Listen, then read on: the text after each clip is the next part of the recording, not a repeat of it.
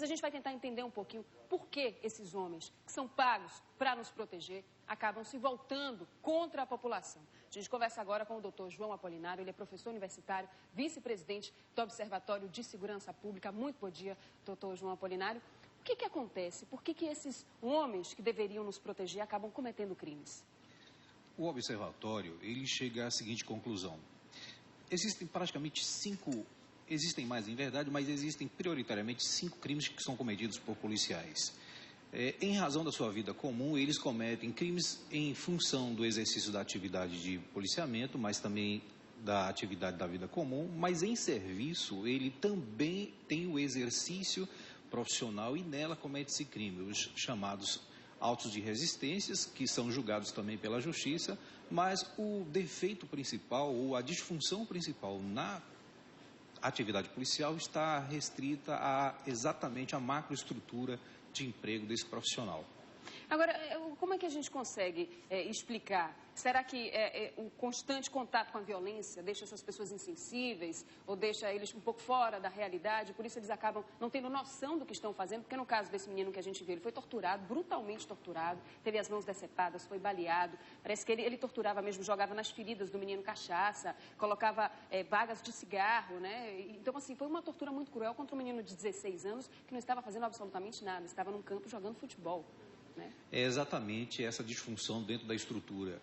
O policial ele trabalha o dia todo ou na sua atividade constantemente com contato com o crime.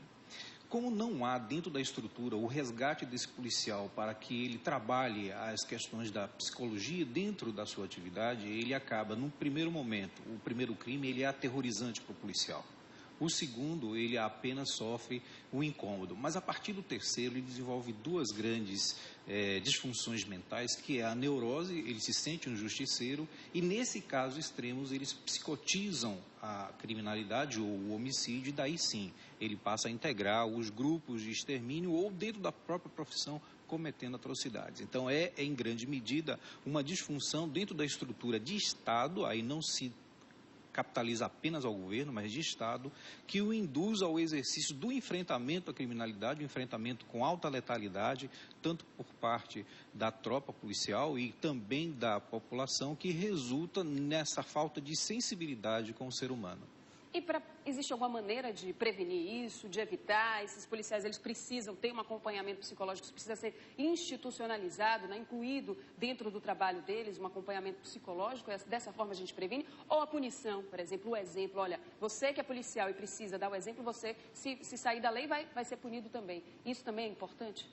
Sim, nas 2 condicionantes, a punição, ela realmente tem um fator dissuasivo. Contudo, como nós temos o emprego de homens numa situação crítica, seria prudente dentro da estrutura que retirassem esses policiais envolvidos em ocorrências de natureza letal e que fizessem uma reinserção em programas que possam reabilitá-lo ao trato com a comunidade.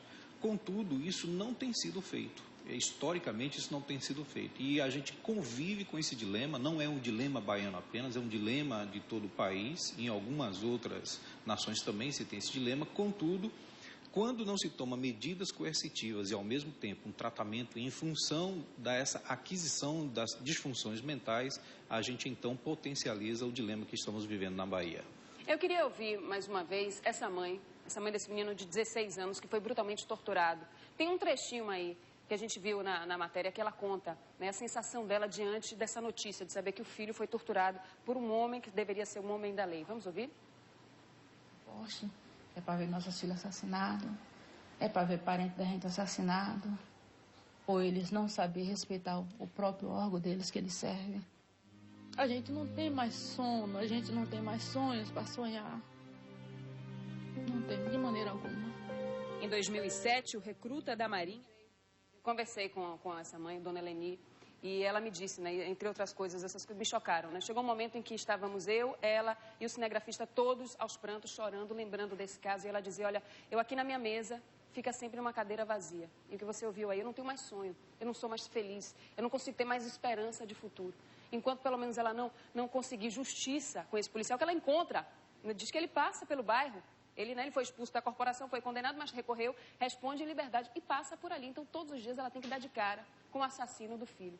que foi capaz disso. Ela passou 2 semanas buscando o corpo e quando encontrou, ela não teve nem como se despedir do menino, porque ele estava num estado de decomposição, estava irreconhecível, o caixão teve que ser fechado.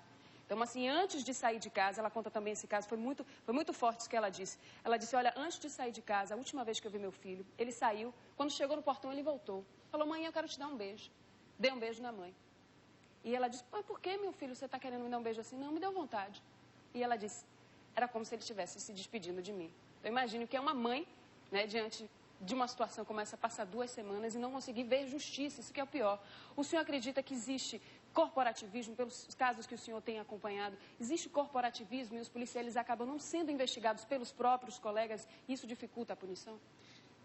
Não há corporativismo até onde nós conseguimos, nas nossas pesquisas, avaliar em relação aos policiais que cometem crimes durante ou fora do serviço.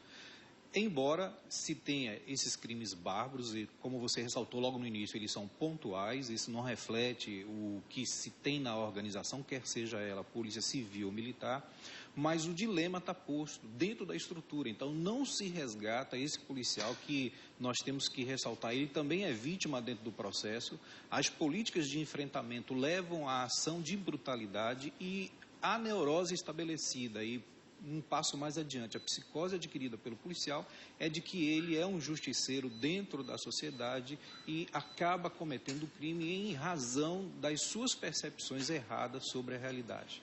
Então, esse é um dilema que nós precisamos trabalhar, discutir.